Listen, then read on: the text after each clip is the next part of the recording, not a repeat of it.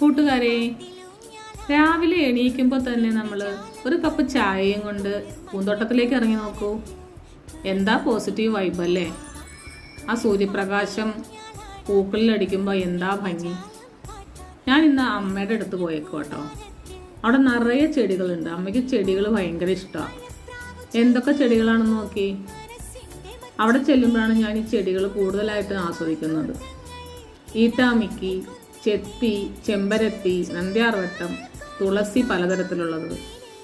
പിന്നെ നമ്മൾ ഓണത്തിന് പൂവിടുന്ന സൂര്യകാന്തി, ബന്ദി, പല ചെടികളും ഉണ്ട് അവിടെ. നിങ്ങളൊക്കെ ചെടികൾ ഇഷ്ടപ്പെടുന്ന ആൾക്കാരാണോ? എല്ലാവരും ഇതുപോലെ ഒരു ചെറിയ ഗാർഡനെങ്കിലും ഉണ്ടാക്കണേ. എൻ്റെ അടുത്ത് ഒരു ബാൽക്കണിയിൽ ചെറിയൊരു ഗാർഡനുള്ളൂ. അതിനകത്ത് ഞാൻ ചെറിയ ചെറിയ കമ്പുകളൊക്കെ ഇവിടെ നിന്ന് കൊണ്ടുപോയിട്ട് നട്ടുപിടിപ്പിക്കും.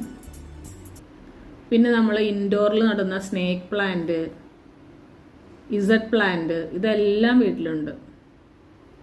ബൊഗൈൻവില്ല നല്ല ഭംഗിയാണ്. പല കളറിലുള്ള ബൊഗൈൻവില്ലകളുണ്ട്. നിങ്ങളുടെ വീട്ടിൽ ഞാൻ ഈ കാണിച്ച ചെടികളൊക്കെ ഉണ്ടല്ലേ?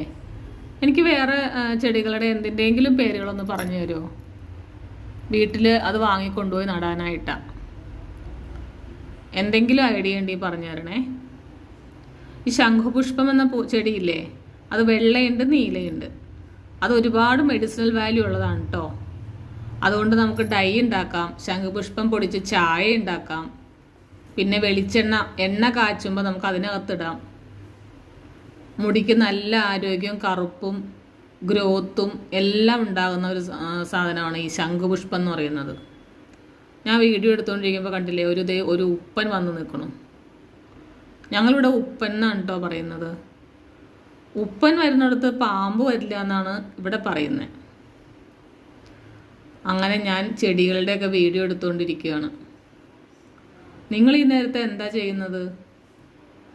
ഇത് രാവിലെ ഒരു 9 മണിയാണ് കേട്ടോ. എല്ലാവരും ചെടികളൊക്കെ ആസ്വദിക്കും.